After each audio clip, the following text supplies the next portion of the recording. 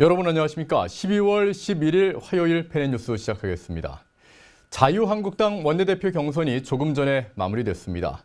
나경원 의원이 103표 가운데 68표를 얻으면서 신임 원내대표로 당선됐는데요. 나경원 신임 원내대표는 한국당 여성 의원들 가운데는 최다인 4선 의원으로 이회창 전 한나라당 총재의 특보로 정계에 입문을 했습니다. 나경원 신임 원내대표, 바른미래당부터 대한애국당까지 이 헌법적 가치를 공유하는 우파 진영의 연대와 통합을 위해 노력하겠다고 밝혀왔었는데요. 자, 나경원 신임 원내대표가 이 내년 전당대회 전까지 이루어야 할 책임 상당히 막중합니다. 임기도 조금 더 길기도 하죠. 한국당을 둘러싸고 이 통합이냐 분열이냐 온갖 억측이 쏟아지고 있는 이런 상황에서 당내 계파 갈등을 치유할 그런 포용력도 필요한 상황이고요. 또 그런가 하면은 그동안 이 무력하다는 비판을 받아왔던 김성태 원내대표를 대신해서 이 여당인 더불어민주당에 대한 강력한 투쟁력도 보여줘야 합니다. 쉽지 않죠. 그러나 쉬운 길만 찾아서는 안 됩니다. 타협하고 적당히 짓뭉개는 쉬운 길 누구나 갈 수 있겠지만 싸우고 다투고 논쟁해서 대안을 만드는 어려운 길은 아무나 갈 수 없다고 생각합니다. 자, 이제 분열이 아닌 대통합을 기대해 보겠습니다. 오늘도 저희 펜앤뉴스 보시면서 뉴스가 마음에 드시면 좋아요와 구독 마음껏 눌러주십시오. 그리고 후원은 저희들에게 큰 힘이 됩니다. 오늘의 주요 뉴스입니다. 문재인 대통령이 우리 경제는 거시적인 측면에서 지표들이 견고하다고 말했습니다. 반면 김상조 공정거래위원장은 경제정책 부작용이 뼈아프다고 말했는데요. 오늘 정치권에서 쏟아진 발언들을 모았습니다. 오영식 코레일 사장이 코레일 사고의 책임을 지고 사퇴했습니다. 그러나 오 전 사장이 코레일 사고의 책임을 전 정부 탓으로 돌리면서 낙하산 인사가 또 남 탓한다는 질책이 쏟아지고 있습니다. 삼성바이오로직스의 거래 정지가 26일 만에 풀렸습니다. 주가는 17.79%나 급등했고 이럴 거면 왜 거래 정지를 시켰냐는 비판이 나오는 가운데 삼성바이오로직스가 분식 혐의를 벗고 검찰 수사가 마무리되는 데까지는 상당 기간이 걸릴 것으로 보입니다. 오늘 자유한국당 홍문정 의원이 펜앤마이크를 찾아 정기재 수필과 대담 프로그램에 출연했습니다. 홍 의원은 한국당 내의 갈등의 골이 깊지만 분당은 없을 것이라며 최근 불거진 분당설을 부인했습니다.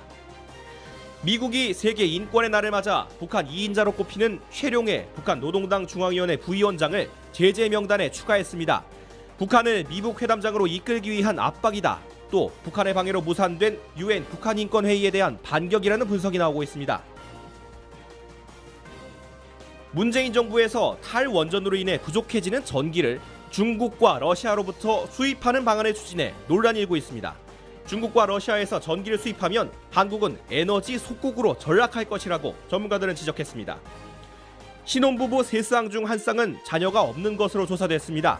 특히 부부 합산 연봉이 1억이 넘는 고학력, 고소득 가구와 무주택 가구에서 무자녀 비율이 높았습니다. 오늘 고 이재수 사령관이 대전 국립현충원에 안장됐습니다.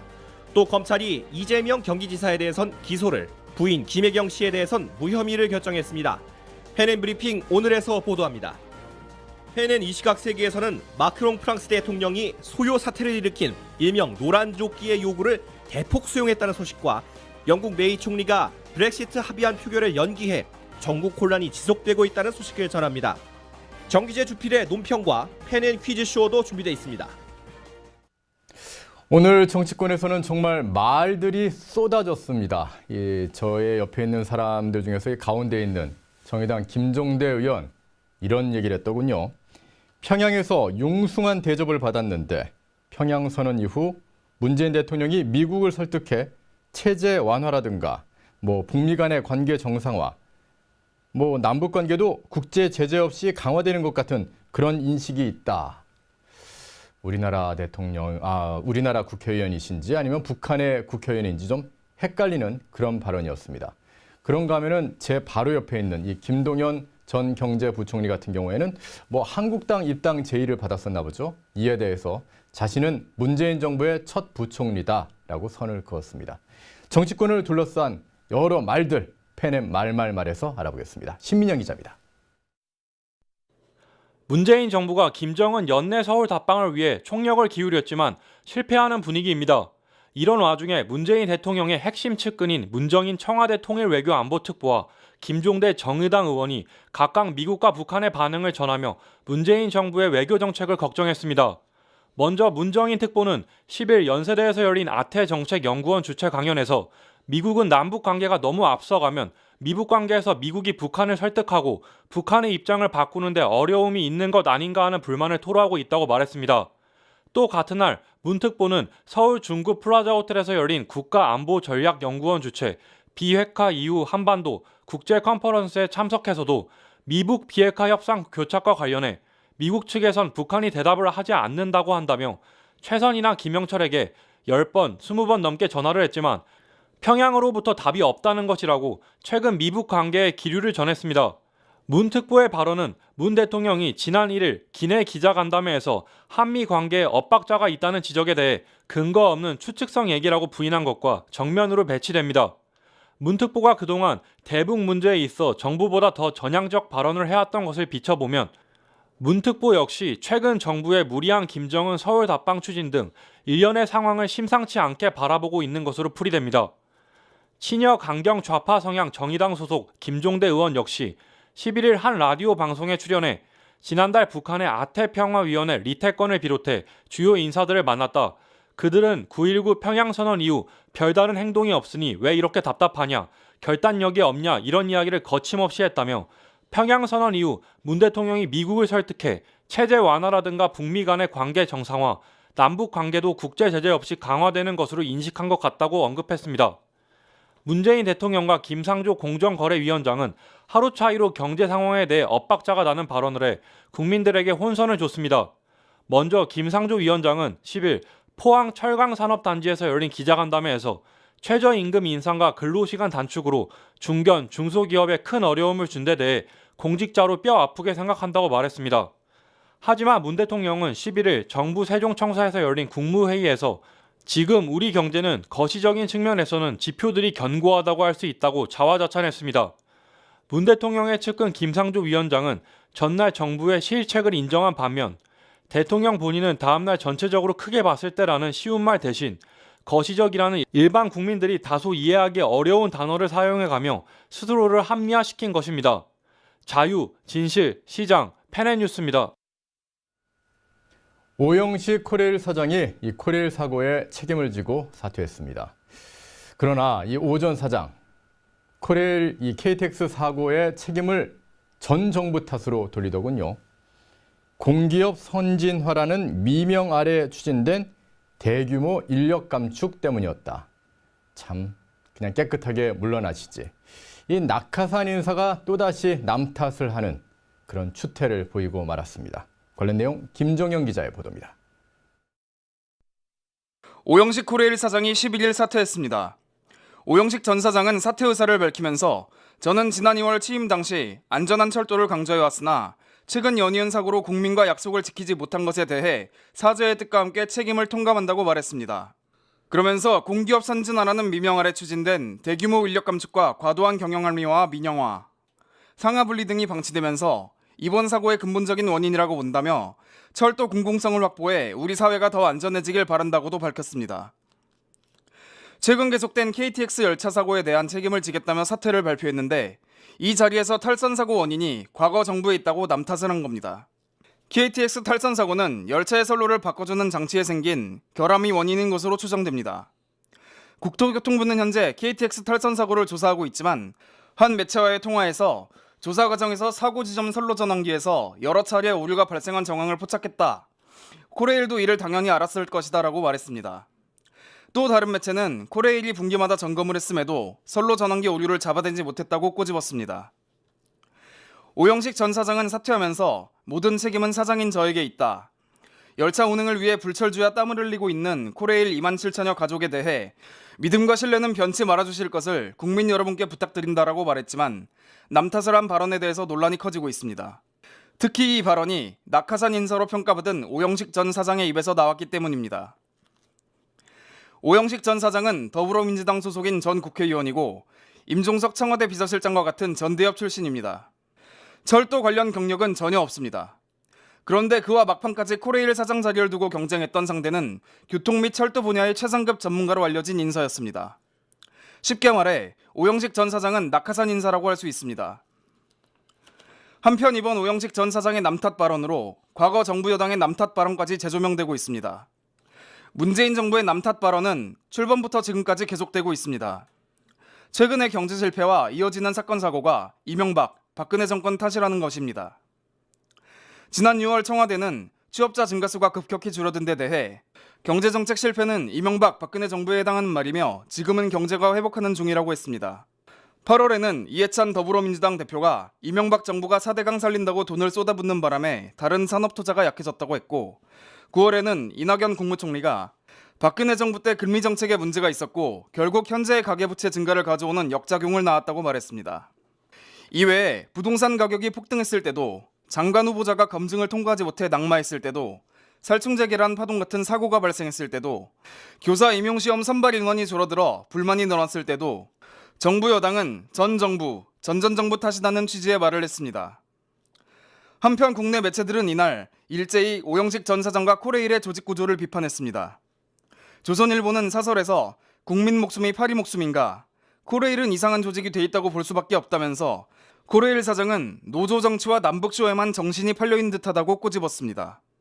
동아일보도 같은 날 사설에서 이번 사고는 대선 캠프 출신 비전문가가 철도 안전관리보다 내 편 챙기기에 몰두해 기강회의를 불러온 탓이라고 지적했습니다. 자유, 진실, 시장, 페넷뉴스입니다. 미국이 이 세계 인권의 날을 맞아 북한 권력 서열 2위로 꼽히고 있는 최룡해 북한 노동당 중앙위원회 부위원장을 제재 명단에 추가했습니다. 김정은, 김여정에 이어서 세 번째인데요. 이번 미국의 행동에 대해서 북한을 미북 회담장으로 이끌기 위한 압박이다. 또 그런가 하면은 이 북한의 방해로 무산됐던 유엔 북한 인권회의에 대한 반격이다. 이런 여러 가지 분석들이 나오고 있습니다. 양인희 기자의 보도입니다. 세계 인권의 날인 10일 미국 정부는 북한의 2인자로 꼽히는 최룡해 북한 노동당 중앙위원회 부위원장 겸 조직지도부장과 정경택 국가보위상, 박광호 노동당 부위원장 겸 선전선동부장 3명을 미국의 독자 제재 명단에 추가했습니다. 북한 내 심각한 인권 유린과 검열에 대한 책임을 묻기 위해서입니다. 미국 정부의 이날 조치는 미 국무부가 발표한 북한의 심각한 인권 유린과 검열에 관한 보고서 발표에 따른 것으로 북한의 인권 유린 등에 대한 대통령 행정명령 136875에 따른 조치입니다. 미 재무부는 이날 최룡해 북한 노동당 중앙위원회 부위원장 겸 조직지도부장을 북한 인권 유린의 책임자로 지목했습니다. 조직지도부는 노동당과 인민군 등 고위 간부에 대한 인사와 검열을 독점하는 최고의 권력기구입니다. 정경택 국가보위상은 특히 정치범 수용소에서 일어나는 인권 유린을 지시한 혐의가 있습니다. 박광호 노동당 부위원장 겸 선전선동부장은 북한의 모든 매체를 통제하고 정보 유통을 억압하며 북한 주민을 세뇌한 혐의입니다. 미 재무부는 이날 별도의 성명을 통해 북한에 억류됐다 혼수 상태로 풀려난 뒤 사망한 오토 원비어를 언급하기도 했습니다. 재무부는 이날 조치가 북한 주민들에 대한 북한 정권의 비난받을 만한 처우를 집중 조명한다며 또한 18개월 전에 사망한 미국인 오토 원비어에 대한 잔인한 처우를 상기시킨다고 강조했습니다. 한편 미국 정부의 이날 제재 조치는 미북 비핵화 협상이 중단된 상황에서 북한을 대화의 테이블로 나오도록 압박하기 위한 조치라는 해석이 나옵니다. 최근 북한의 침묵으로 스티브 비건 대북 특별대표는 넉 달이 넘게 북한 측 파트너와 상견례도 하지 못하고 있습니다. 또한 폼페이오 장관과 김영철 부위원장의 뉴욕 회담도 지난달 회담 하루 전날 갑자기 취소됐습니다. 북한과의 협상을 총괄하는 마이크 폼페이오 국무장관은 이런 상황에 분노하고 있는 것으로 전해집니다.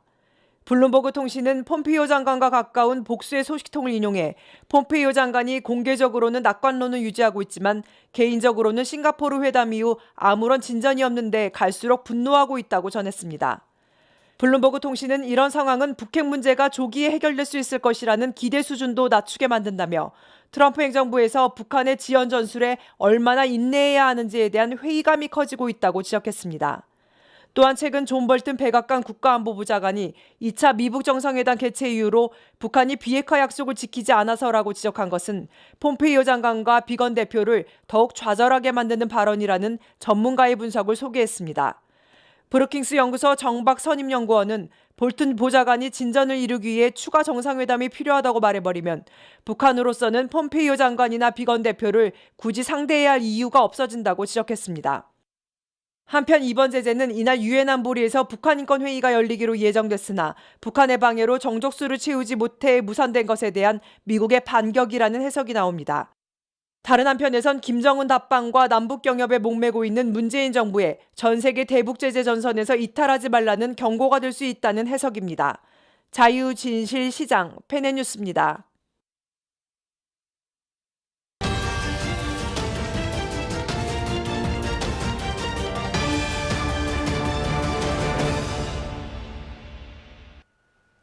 요즘 이 보수 우파의 분열에 대해서 걱정하는 분들이 참 많죠. 그래서 저희 펜앤마이크에서는 이 보수 우파의 책임 있는 지도자급 인사들을 저희 펜앤마이크로 초청해서 보수 우파를 통합할 수 있는 여러 방안들을 듣는 그런 시간을 마련했습니다.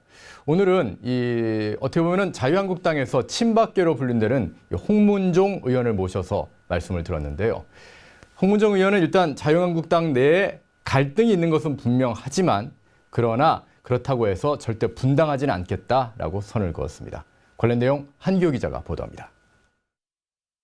이른바 친박 신당설의 진원지로 거론되어 온 홍문종 자유한국당 의원이 당 상황을 한 지붕 두 가족으로 표현하면서도 분당을 저희가 원하진 않는다고 해명을 거듭했습니다.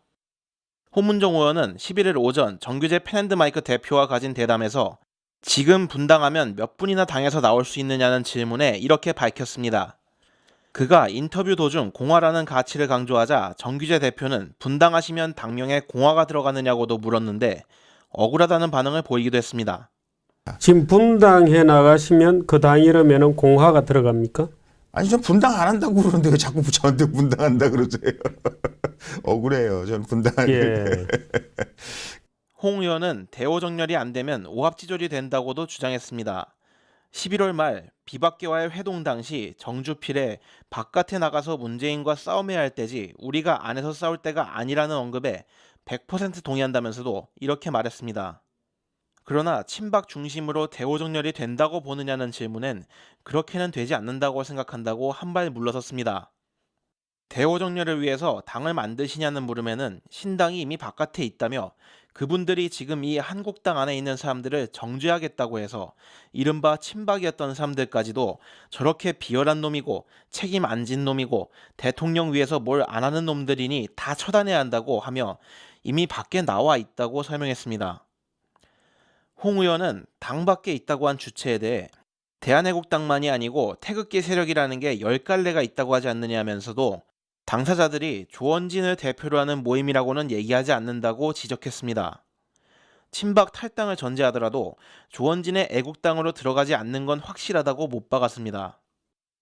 자신이 비박계와 회동한 이유도 한국당에 바른미래당도 들어오고 조원진 의원도 들어오라 그리고 우리가 통합하자는 취지였다고 강조했습니다.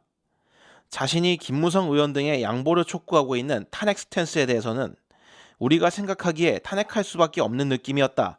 지금 생각해보니 탄핵을 잘못한 것 같다 수준의 사과이며 이에 부응한다면 더 이상 친박과 비박 모두 책임 추궁을 해선 안 된다고도 했습니다. 친박이 대통령을 못 지켜드린 죄가 탄핵한 죄만큼 크다는 이유입니다.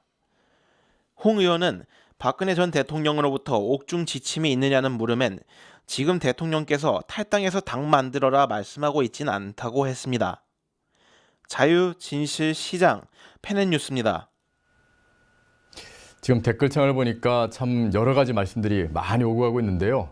그래도 공통된 말씀이라고 한다면은 분열에선 승리할 수는 없다라는 그런 것 같습니다. 그래서 정말 진짜 싸움이 얼마 남지 않았습니까? 분열은 정말 안 되겠죠. 내부에서 총질이 있으면 정말 안 된다고 생각을 합니다. 그런 의미에서 펜앤마이크에서는 다음 주에는 대한애국당의 조원진 의원을 초청해서 또 말씀을 들어보도록 하겠습니다. 단합하는, 통합하는 보수우파, 그래서 승리하는 보수우파를 기대해 봅니다. 다음 소식입니다. 이 문재인 정부에서 이 탈원전으로 인해 부족해지는 전기를 이 중국과 러시아에서 수입하는 방안을 추진해 논란이 일고 있습니다. 그런데요, 이 중국과 러시아 어떤 나라들입니까? 중국은 사드를 물고 늘어지면서 우리나라에 대해서 많은 제재를 가했던 그런 나라고, 또 러시아는 이 유럽에다가 가스를 공급하면서 어떻게 보면 에너지를 무기로 유럽을 상당히 압박하고 있는 그런 나라, 전력이 있는 나라들 아니겠습니까? 이런 중국과 러시아로부터 에너지를 수입한다. 그렇다면은 결국 한국은 에너지 속국으로 전락하게 될 것이라고 전문가들은 입을 모으고 있습니다. 관련 내용 윤희성 기자의 보도입니다. 한국전력공사가 탈원전 정책에 따른 전력 수급 불안을 막기 위해 중국과 러시아로부터 전기를 수입하는 방안을 검토 중인 것으로 밝혀졌습니다. 전문가들은 현재 원자력 발전소 덕분에 100% 국내에서 전기를 생산해 사용하고 있는 에너지 대국 대한민국을 탈원전으로 망가뜨린 문재인 정부가 국제사회에서 거래 신뢰도가 떨어지는 중국과 러시아에게 전기를 구매하겠다는 발상을 했다는 것을 두고 에너지 안보가 붕괴되고 있다고 입을 모읍니다. 자유한국당 정유섭 의원이 11일 입수한 한국전력공사 내부 문건에 따르면 탈원전 에너지 전환 정책을 추진하면서 일어나고 있는 전력 수급 불안정을 해소하기 위해 문재인 정부는 중국과 러시아에서 전기를 수입하는 계획을 수립했습니다. 특히 러시아의 전기를 수입하기 위해서는 북한을 경유해야 합니다. 계획은 구체적이었습니다. 동북아 전력망 연결 사업이라는 이름의 이 프로젝트는 인천과 중국 웨이하이, 경기도 북부와 러시아 블라디보스토크 사이에 전기가 오갈 수 있는 설비를 건설하는 것을 골자로 했습니다. 중국, 러시아에서 전기를 수입하기 위해 우리 정부가 들여야 하는 돈은 5조 8천억 원으로 원자력 발전소 3기를 건설할 수 있는 액수였습니다. 전문가들은 중국과 러시아에서 전기를 수입하는 것에는 정치 외교적 리스크가 너무 크다고 지적합니다. 서울대 원자핵공학과 주한규 교수는 중국, 러시아에서 전기를 수입한다는 것은 곧 에너지 속국이 되는 것이라며 수십 년 동안 원전을 통해 이룩해온 에너지 자립이 정부의 무책임한 탈원전 정책으로 무너질 위기에 처했다고 꼬집었습니다. 문재인 정부는 중국과 러시아로부터 전기를 수입하면 장기적으로 비용 측면에서 유리하다고 주장하지만 이는 어디까지나 탈원전을 전제하고 펼치는 주장입니다. 압도적으로 저렴한 원전의 발전 단가를 고려하면 중국이 자국에서 생산한 석탄으로 만든 전기나 러시아가 자국에서 채집한 천연가스로 생산한 전기를 국내에 들여오는 것과 국내에서 원전을 건설해 생산하는 전기 중 무엇이 더 저렴한지는 다시 따져봐야 합니다. 중국과 러시아에서 전기를 수입하면 국내 석탄 발전소 가동률을 줄일 수 있어 미세먼지와 온실가스 발생량이 줄어든다는 문재인 정부의 주장 역시 원전을 배제하고 펼치는 주장입니다. 화력 발전의 의존도가 높아진 것은 문재인 정부가 들어선 뒤 탈원전을 시행하면서입니다. 발전 단가가 비싼 화력 발전은 에너지 믹스에서 영순위인 원전에 밀려 항상 후순위였지만 생산력도 확보되지 않은 태양광을 무분별하게 육성하며 재생에너지 비율을 높여 원전을 대체하겠다는 에너지업계 시각에서는 황당하게 짝이 없는 주장을 현 정부가 펼치면서 석탄 사용량이 급증하고 있습니다. 게다가 중국에서 석탄 발전소 가동률이 높아지면서 국내 미세먼지는 더욱 심각해질 것이라는 전망도 나옵니다.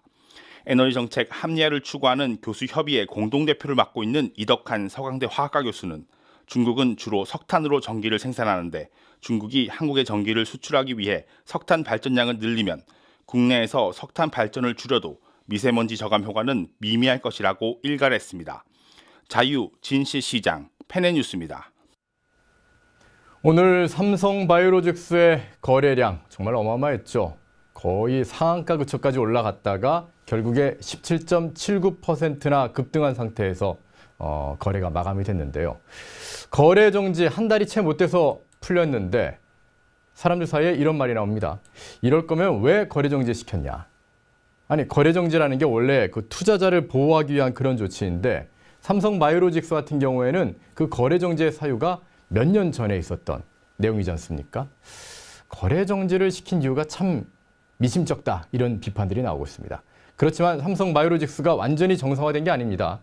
이제 분식 혐의를 벗고 검찰 수사까지 다 마무리되는 데까지는 대부분까지 다 간다면 2년 이상의 시간이 걸린다고 그렇게 전망되고 있습니다. 김민찬 기자의 보도입니다.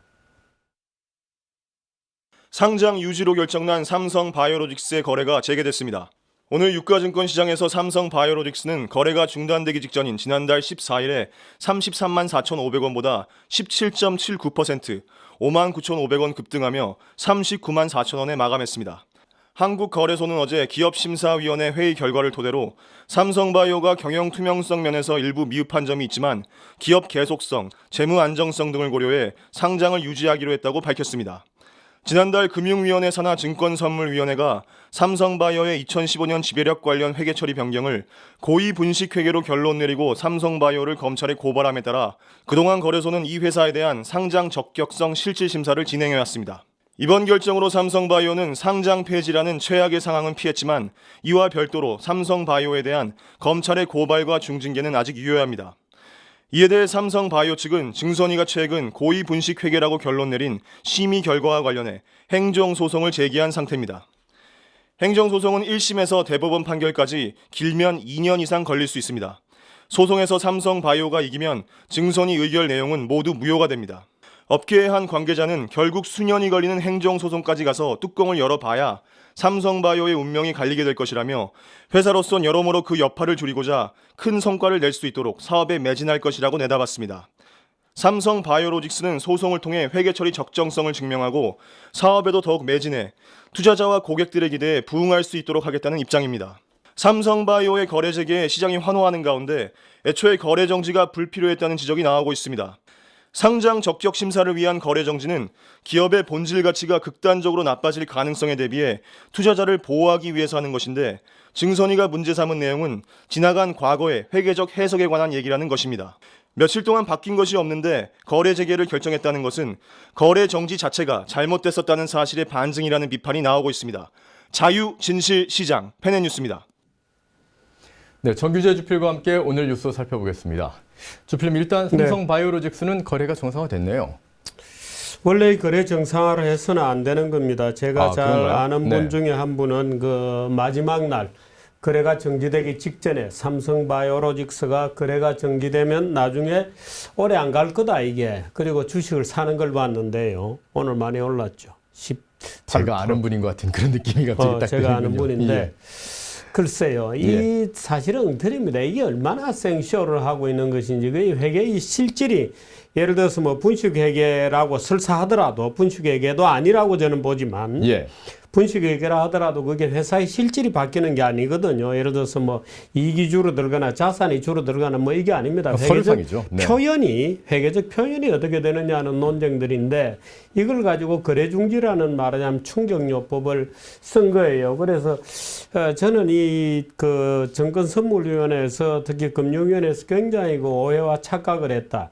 무슨 뭐 애들 데리고 쇼하나 하는 느낌을 받을 정도로 경솔하게 이 문제를 다루고 있다는 느낌이 들었습니다만 불과 며칠 만에 그래 재개했죠. 아마 잘못했다는 걸 이제 깨달은 모양이죠. 네, 그렇습니다. 참 삼성바이오로직스는 거래 정지시켰는데 이 금선위를 좀 거래 정지시키거나 더 임무 중지시키는 그런 방법은 없는지 한번 고민해 보겠습니다. 정권선물위원회를 임무를 뭐 잠깐 멈추고 할까요? 중지시키든지 그래야 될 것 같습니다. 네. 자, 그런가 하면 자유한국당이 새로운 원내대표를 선출했습니다. 네. 나경원 의원이 당선되었는데 표차가 컸습니다. 거의 2배 나더라고요. 68대 35로 거의 2배가 났는데 지금 이 표차를 한국당에 소위 이제 나경원 의원은 뭐 친박도 아니고 친이도 아닙니다만은 어떻든 이제 친이계가 그동안 주도해 오던 시대는 일단 끝났다는 거로 아마 정리가 될 겁니다. 그런데 저는 그런 뭐 당내 어떤 뭐 기술적인 그런 것보다는 김성태 의원이 잘 봐야 됩니다. 김성태 원내대표가 그동안에 최근까지 저는 정말 나쁜 짓을 했다고 봅니다만은 김성태 의원이 물론 드루킹 특검을 끌어내거나 한 점에 있어서 전혀 뭐 공이 없다고는 볼 수 없으되 내년도 정부 예산 470조 원이나 되는 정부 예산을 통과시켜 주었다. 거기에 자기 지역구 민원까지 끼워서 팔았다 하는 점에 있어서는 비판이 이게 조금 나와야 될 문제가 아닙니다. 김정은 합방이라든지 또는 문재인 정권의 폭주에 대해서 야당이 싸울 수 있는 수단은 예산밖에 없습니다. 그렇죠. 야당이 싸울 수 있는 수단인 예산을 그대로 헌납해버리고 자기 지역구가 예산까지 물론 저는 뭐 지역구 예산을 파는 대가로 통과시켜 주었다. 김성태가 그렇게까지 부패한 인간은 아니라고는 봅니다만은 예. 어떻든 정말 무력하게 무너지고 야당이 유일하게 싸울 수 있는 수단인 예산을 소득주도 예산도 원안대로 다 갔거든요. 대북 예산 원안대로 다 갔습니다. 소위 일자리 예산 원안대로 다 갔습니다. 예. 그러니까 소위 이 정부가 가장 실패하고 있는 부분의 예산조차도 원안대로 다 가버린 거예요.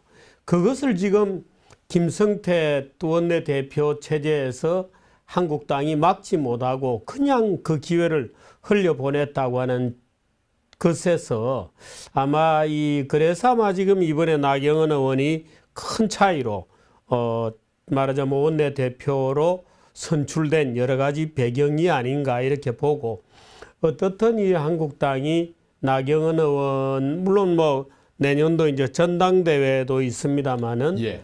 나경원 원내대표를 뽑은 것을 기화로 한국당이 대우각성에서 제 궤도의 야당다운 투쟁력을 좀 보여주기를 부탁을 드립니다.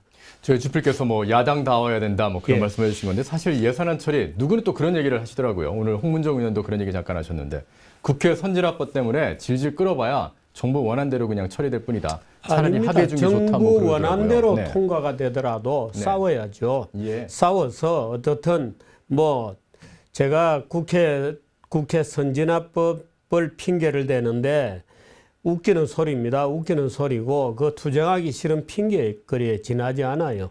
어떻든 저지를 했어야 되는 겁니다. 제가 지금 몇 가지 지적을 해줬잖아요. 대북 예산 그대로 다 갔고, 소득주도 예산 그대로 다 갔고, 일자리 예산 그대로 다 갔고, 예. 퍼주기 예산 그대로 다 갔습니다. 내후년 총선을 앞둔 매표 예산이거든요. 그 매표 예산을 그대로 준 거예요.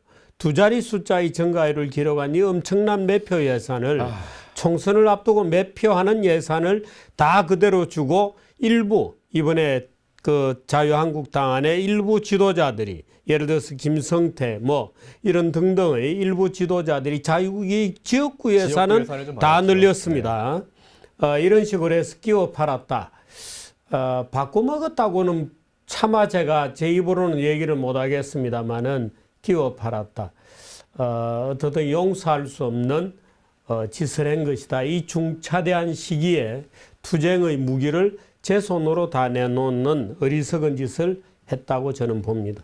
한국당이 이 야당답게 야성을 못 보여주니까 지금 문재인 대통령 오늘 국무회의하면서 정말 이게 진짜 해석이 안 되는데, 우리 경제 거시지표가 괜찮다고요?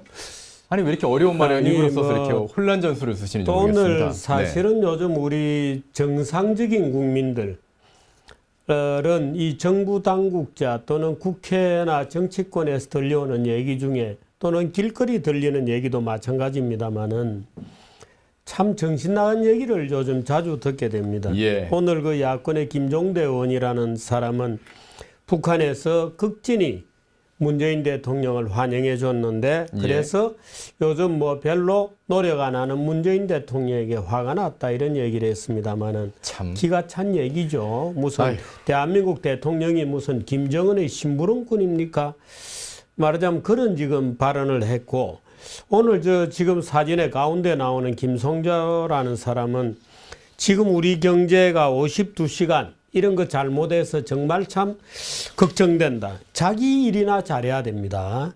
지금 52시간이다 최저임금, 이거는 김상조 선생의 관할이 아니에요. 예, 자기 일도 아니죠. 아닌 것을 지금 논평하기 바쁩니다. 뭐 지금 자기가 아직도 참여연대에 있다고 생각하는 모양이에요. 네. 자기 일이나 잘해라. 자기 일이나 왜 잘해라고 하느냐면, 지금 김상조 공정거래위원회가 해서는 안 되는 일만 지금 골라서 하고 있거든요. 말하자면 해서는 안 되는 규제 강화, 무슨 최근에는 무슨 골목길 자영업들이 몇 메달을 뛰라, 옛날에 담배 가게처럼 거리 제한 이런 규정, 자율규약이죠. 네. 무슨 말도 안 되는 규정까지 만들어내고 지금 있습니다. 근데 이게 얼마나 웃기느냐면, 오늘 웃기는 언어의 하이라이트는 문재인 대통령이에요. 거시경제는 문제가 없다 이런 얘기를 했는데, 예. 오늘 국무회의를 한 게 세종시 시에 내려갔거든요. 네. 그러고 지방 투어를 한다는 겁니다. 그러면서 참 저는 이분이 왜 이러시나 하고 의심스러운 게 세종시에 내려가서 전국 투어를 내가 잘 나왔다 그랬어요. 그래놓고 하는 말이 서울에 이 화상회의를 연결해 놓고 요즘은 화상회의면은 다 이렇게 할 수 있는데 왜 우리가 굳이 모여서 회의를 해야 되나 뭐 이런 얘기를 했어요. 아니 자기는 지금 왜 다닙니까 전국에? 청와대 앉아서 화상회의 하지. 그 이유는 도대체 자기가 지금 무슨 얘기를 하고 있는지는 몰라요. A4가 없었나? 왜 그런 말을 하시죠? 아니 세종시에 내려가서 회의하면서 현장에 와보니까 좋다. 역시 현장을 다녀야 된다고 얘기해놓고 또 한편으로는 화상회의가 이렇게 하니까 좋은데 왜 다니나 이런 얘기를 해요. 나는 이분이 정말 왜 이러시나 이런 얘기를 했습니다. 고용도 문제가 있고 민생지표도 문제가 있고 양극화도 문제가 있고 소상공인들도 문제가 있고 자영업도 요즘 어렵다. 조선자동차 철강들도 다 어렵다. 다 함께 잘 사는 성장은 포용적 성장은 이런 문제를 풀어야 된다. 이 말이라고 합니까? 마치 뭐 스포츠 경기에서 수비와 공격만 잘하면 우리가 승리할 수 있어. 그런 말하고 너무 똑같은데요. 아니 골대 안으로 차면 골 들어간다는 얘기는 똑같잖아요. 예. 아니 고용, 민생지표, 양극화, 소상공인, 자영업 다 어렵고 조선자동차, 철강도 다 어렵다고 해놓고 다 함께 잘 사는 성장을 위해서는 포용적 성장을 위해서는 이런 문제를 잘 풀어야 된다고 얘기하셨어요.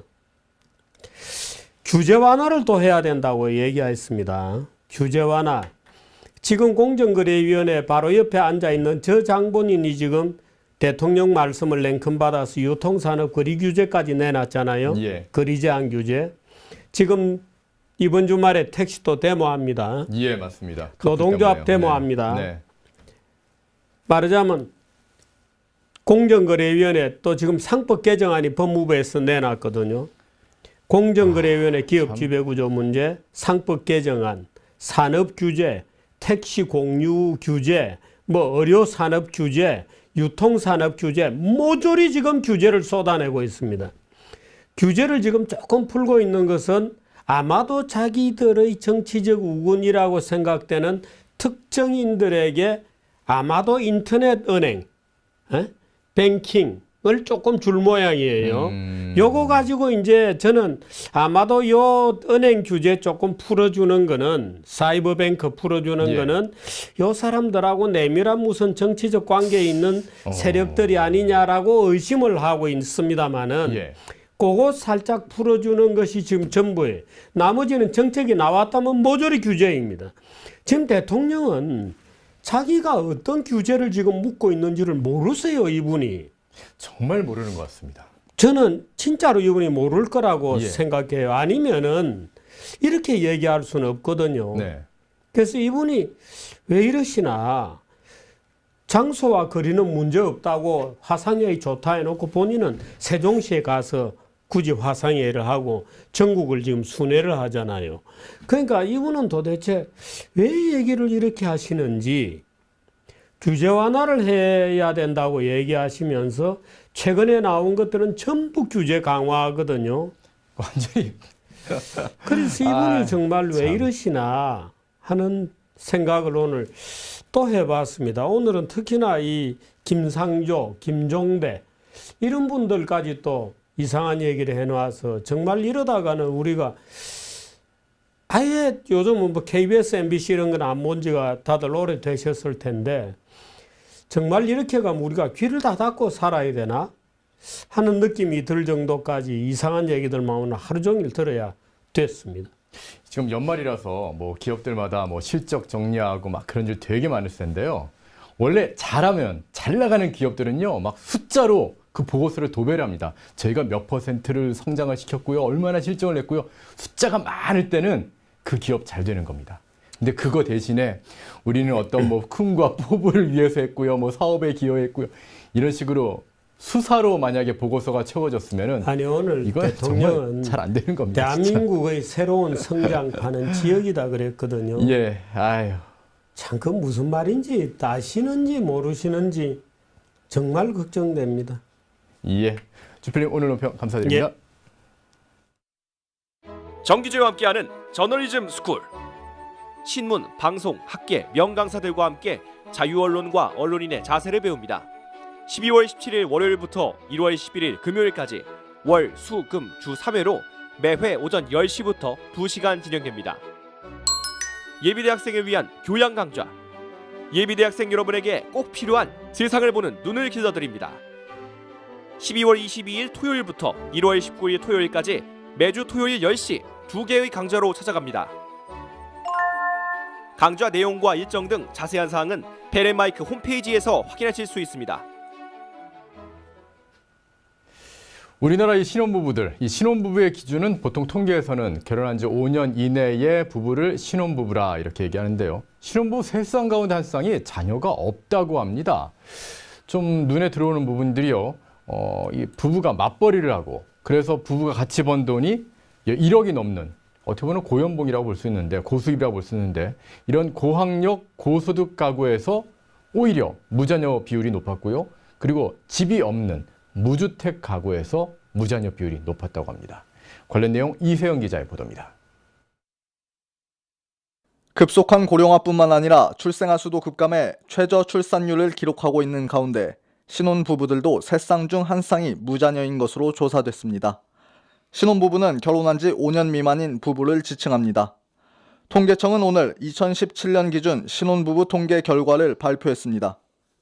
이에 따르면 아이를 출산하지 않은 부부는 작년 11월 1일 기준 5년 이내에 혼인신고한 신혼부부 약 110만 쌍 가운데 37.5%인 41만 쌍으로 나타났습니다.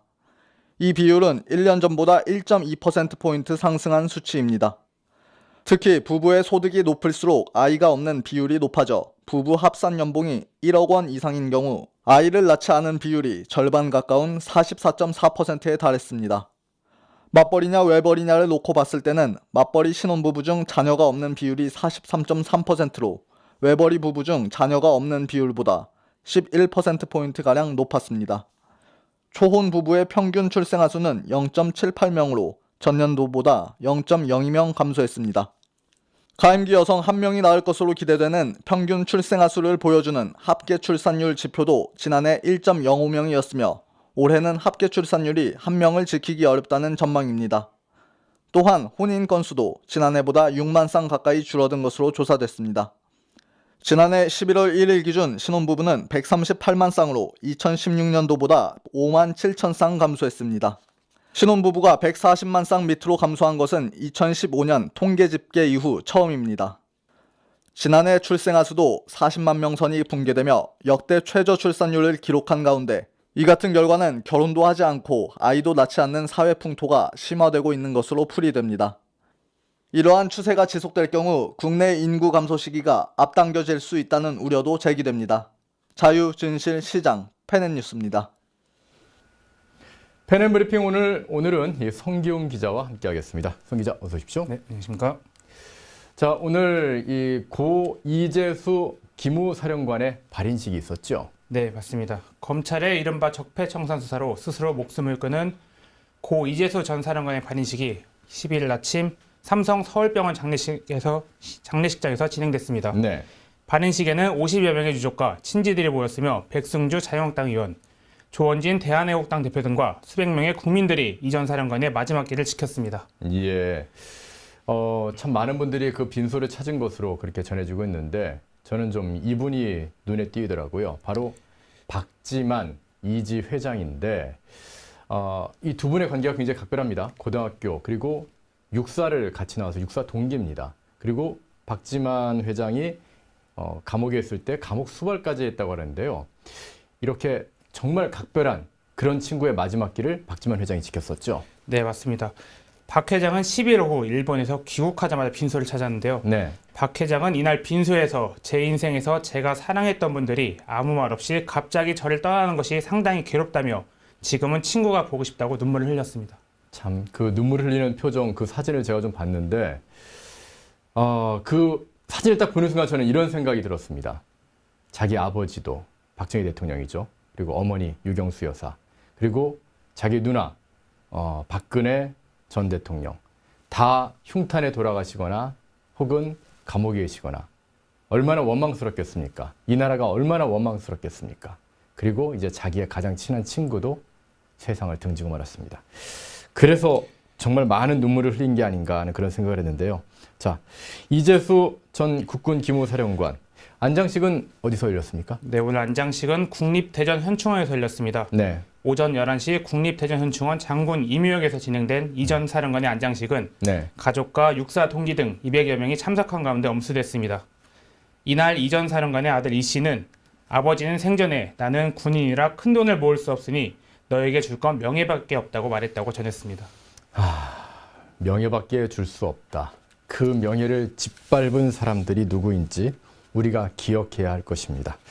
자, 그런가 하면요. 6.13 지방선거와 관련해서 선거 위반 공소시효 만료일을 딱 이틀 남겨놓고 이재명 경기지사와 관련한 이 사건들 지금 현재는 일단 마무리 단계로 들어갔죠? 네, 이재명 경기지사 부부와 관련된 각종 의혹을 수사한 검찰이 이 지사를 재판에 넘기고 네. 부인 김혜경 씨는 불기소 처분 후 일단락지는 엇갈린 수사 결과를 내놓았습니다. 예. 네, 이에 이 지사를 둘러싼 여러 의혹의 실체는 법정에서 가려지게 되었지만 부인 김 씨는 트위터 계정을 이용해 허위사실을 유포했다는 혐의를 벗게 됐습니다. 뭐 이현주 의원 발언 들어보니까 결국에는 문준영 씨의 수사를 덮기 위해서 김혜경 씨에 대한 어떤 수사를 갖다 이렇게 무혐의로 처리했다. 그런 의혹을 제기하더라고요. 자, 그런가 하면 이재명 지사 일단 기소가 됐습니다. 어떤 혐의 있는 건가요? 네, 이 지사는 성남시장 시절 직권남용에 친형을 강제 입원시킨 혐의와 네. 지난 지방선거 당시 검사 사칭, 대장동 개발 성과 부풀리기 등에 대해 허위 사실을 공표한 혐의를 받고 있습니다. 그리고 여기에다가 이제 경찰이 불기소 의견으로 넘긴 배우 김부선 씨와의 스캔들을 비롯해 조폭 연루설과 일베 가입 의혹 관련 혐의는 불기소 처분됐습니다. 그렇군요. 어쨌든 문준용 씨에 관련된 그런 의혹들은 뭐 김혜영 씨가 일단 무혐의가 되니까 더 이상 수사하기는 좀 쉽지 않은 그런 상황이 돼버렸고 이재명 시장에 대한 혐의들은 기소가 됐으니까 재판까지 좀 진행이 되는 그런 상황이 됐습니다. 자, 그런가 하면은 뭐 유튜브 요즘 정말 많이 보시는데 뭐 10대, 20대만 많이 보는 게 아니죠, 우리나라에서는. 전 연령에서 유튜브를 정말 많이 사용하신다고요? 네, 맞습니다. 보시는 표와 같이 이제 11일 앱 분석 업체 YG앱의 조사 결과에 따르면 국내에서 전 세대에 걸쳐 가장 인기 있는 앱이 유튜브로 나타났습니다. 예. 유튜브는 11월 한 달간 모두 세대를 합쳐 317억 분을 이용한 것으로 나타났고 이 중 10대는 86억 분으로 유튜브를 가장 오래 사용한 세대였으며 특히 50대 이상은 79억 분으로 20대와 30대, 40대보다 더 오래 유튜브를 사용한 것으로 나타났습니다. 그렇군요. 와, 50대도 많이 사용하고 뭐 연령대별로 전부 다 압도적으로 유튜브가 많이 사용하는데 저희 펜앤마이크도 그 유튜브 사용량에 상당히 일조를 하고 있습니다. 여러분 많이 봐주십시오. 송 기자 수고하셨습니다. 네, 감사합니다. 네, 다음 소식입니다. 다음은 이 시각 세계인데요. 오늘은 외신들, 일단 먼저 프랑스 소식을 좀 전해드려야 되겠네요. 마크롱 프랑스 대통령이 소요 사태를 일으켰던 일명의 노란조끼들, 이 노란조끼들의 요구를 대폭 수용했다는 소식과 영국 메이 총리가 브렉시트 합의안 표결을 연기해서 영국 정국이 상당히 혼란하다는 그런 소식 모았습니다. 관련 내용 김민찬, 조준경 두 기자가 전합니다. 프랑스 전역을 뒤흔든 노란조끼 시위로 정치적 위기에 처한 엠마뉘엘 마크롱 프랑스 대통령이 우리 시간으로 오늘 시위대의 요구를 대폭 수용했습니다. 마크롱 대통령은 엘리제궁에서 생방송으로 진행한 대국민 담화에서 시위대의 분노는 정당하고 이들의 요구 또한 타당한 근거를 갖고 있다며 최저임금을 8% 넘게 인상하고 연금 수급자의 사회보장세 인상을 철회하기로 했습니다. 하지만 마크롱 대통령은 시위대가 요구하는 부유세율 원상회복만큼은 일자리 창출에 악영향을 끼칠 것이라며 거부했습니다. 마크롱 대통령이 대국민 담화까지 발표하며 기존 경제정책 방향을 바꾼 것은 노란조끼 시위가 장기화하며 국가 분열에 대한 불안감이 커진 데 따른 것입니다. 지난 4주간 토요일마다 4차례 시위에 참가한 인원이 70만 명을 넘어섰고 마크롱 대통령의 지지율은 21%까지 하락했습니다. 테리사 메이 영국 총리가 현지 시간 화요일로 예정된 브렉시트 합의안에 대한 하원 승인 투표를 연기한다고 공식 발표했습니다. 메이 총리는 표결 연기 결정의 이유로 하원에서 큰 표차로 합의안이 부결될 것으로 예상되기 때문이라고 말했습니다. 합의안에 있어 가장 큰 걸림돌은 북아일랜드와 아일랜드의 국경 문제를 다룬 안전장치 조항입니다. 안전장치란 아일랜드 섬에서 국경을 통과할 때 통행과 통관 절차를 엄격히 적용하는 것을 피하기 위한 조항인데 야당뿐 아니라 집권 보수당 내 강경파들도 반대하고 있습니다. 이 조항이 자칫 영국의 통합성을 저해할 수 있으며 영국이 일방적으로 여기서 벗어날 수도 없다고 생각하고 있기 때문입니다. 메이 총리는 의회에 출석해 안전장치와 관련한 우려를 알지만 이것이 없으면 EU와의 브렉시트 합의 역시 불가능하다고 지적했습니다. 영국 언론은 메이 총리가 표결 연기로 시간을 번 뒤 의원들 설득에 나설 것으로 보고 있습니다. 중국 경찰이 기독교 지하교회를 급습해 목사와 신도 등 100여 명을 체포했다고 홍콩 사우스차이나 모닝포스트가 오늘 보도했습니다. 중국 쓰촨성 청두시 경찰은 지난 9일 중국에서 가장 유명한 지하교회 중 하나인 치우이 성약교회를 급습해 목사인 왕이를 비롯한 신자 100여 명을 체포했습니다. 경찰은 이 교회 신도의 집을 급습해 신도를 끌고 가거나 시내 곳곳의 길거리에서까지 신도들을 색출해 체포했습니다. 경찰은 일부 신도들에게 더는 이 교회에 다니지 않겠다고 맹세하는 서약서에 서명하라고 요구하기도 했습니다. 미국 인권단체 차이나 에이드에 따르면 올해 구금된 중국 내 기독교도의 수는 1만여 명에 달해 3천여 명이었던 지난해의 3배를 넘어섰습니다. 중국에선 올해 2월부터 종교단체와 종교활동의 요건을 강화한 종교 사무조례가 시행되면서 종교를 국가에 애속시키려는 움직임을 강화하고 있습니다. 자유, 진실, 시장, 펜앤뉴스입니다. 펜앤 퀴즈쇼 보기 전에 잠시 광고 하나 더 드리겠습니다. 저희 펜앤컬처 센터에서 이 자유영상 아카데미를 그 회원들을 모집하고 있는데요. 최궁재 감독과 함께하는 이 영상 만드는 방법, 정말 문화전쟁의 투사대를 기르는 그런 과정입니다. 최궁재 감독께서 그리고 또 김규민 감독이나 그리고 이용남 감독님도 함께 가르치고 계시니까요. 아까 유튜브 많이 본다고 그러셨지 않습니까? 그 유튜브를 만들 수 있는 그런 모든 영상에 관련된 기술들을 정말 제대로 배울 수 있고 저 좌파들 아니라 우파적인 생각을 가진 그런 영상을 만드는 역군이 될 수 있도록 좀 많은 분들이 지원해 주셨으면 좋겠습니다. 최궁재 감독님께서 특별히 광고 좀 해주세요 라고 이렇게 말씀해 주셔서 준비를 했습니다. 어제 펜앤퀴즈쇼가 없어가지고 아니 다들 왜 이렇게 펜앤퀴즈쇼 정말 좋아하시는데요?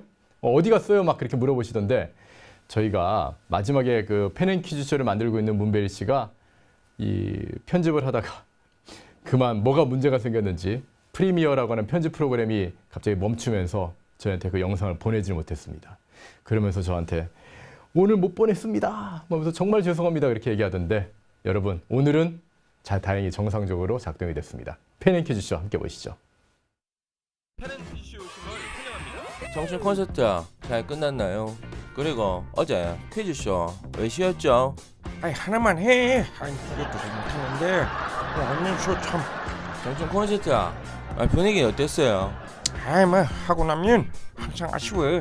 됐어. 남아 다 지나가셔. 문별장씨 이제 이 전기 수입해서 써야 할 판이라면서. 여러분들 수입품 좋아하잖아요. 중국산, 러시아산, 북한산, 식탄. 이 뭔 소리가?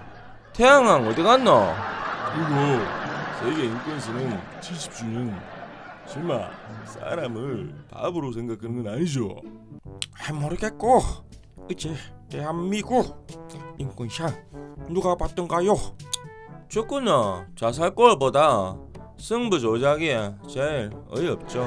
뜻이 뭔가 난다. 그거 정상인이라면 신경 안 쓸 겁니다. 북한 인권에 대해서는 이런 방구 말도 없고. 하이 멋이 중한데 위원장님 북한 정권 니네 오실 거죠? 북한 정권의 인권 유린 제재 이런 거 미국이 아니라 우리가 해야 할 일 아닙니까? 하이 몰라. 아 그만하시죠. 오늘 정답고는 12월의 제철 음식 중에 하나를 정해보겠습니다. 10월부터 이맘때까지 제철이죠. 저는 사과 하겠습니다. 사과. 차지씨 안 어울려. 사과 같은 거 할 줄 모르잖아. 지금 뭐 말할 거 있겠습니까? 귤 하겠습니다. 귤. 아 빈혈이야. 아 빈혈이야. 저는 조류 중에 헤모글로빈이 많아서 빈혈이 좋다는 꼬막 하겠습니다. 자 그럼 문제 나갑니다. 사람을 어리석게 보고 함부로 대하거나 웃음거리로 만듦 혹은 놀림을 뜻하는 이 단어는 무엇일까요? 1. 존경 2. 숭배 3. 존대. 4. 우롱. 빈혈. 아니, 사과! 안첼스님, 저는 1번 존경하겠습니다. 누구를 실마나를 놀리는 거야 지금? 율 200톤 빨리. 문베일님, 정답. 저는 2번 숭배하겠습니다. 회장님. 오마 최대장님. 정답은 4번 우롱. 이상 피해자가 없으면 좋겠습니다. 최대장님 정답입니다. 우롱? 메롱이다. 시청해주신 여러분 감사합니다. 자유민주 시민강좌. 자유민주공화국 대한민국을 살아가는 여러분을 위한 필수 강좌입니다. 12월 17일 월요일부터 1월 11일 금요일까지 월, 수, 금 주 3회로 매회 오후 2시부터 2시간 진행됩니다. 국제전쟁 6.25 새롭게 이해하기. 새롭게 공개된 대량의 구소련 비밀 문서를 통한 최신 연구 자료를 바탕으로 6.25 전쟁에 대해 제대로 공부합니다. 12월 17일 월요일부터 3월 4일 월요일까지 매주 월요일마다 오후 7시부터 2시간 진행됩니다. 강좌 내용과 일정 등 자세한 사항은 펜앤마이크 홈페이지에서 확인하실 수 있습니다.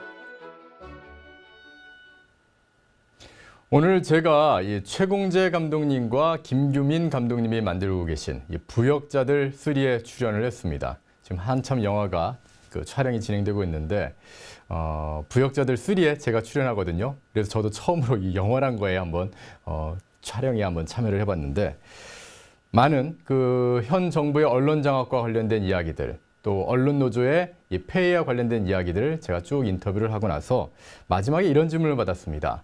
지금 한국이 우리나라가 이 언론에 의해서 이상한 방향으로 지금 흘러가고 있는데 도대체 어떻게 극복할 수 있습니까? 이런 질문을 하시더라고요. 이에 대해서 제가 딱 한 말씀만 드렸습니다.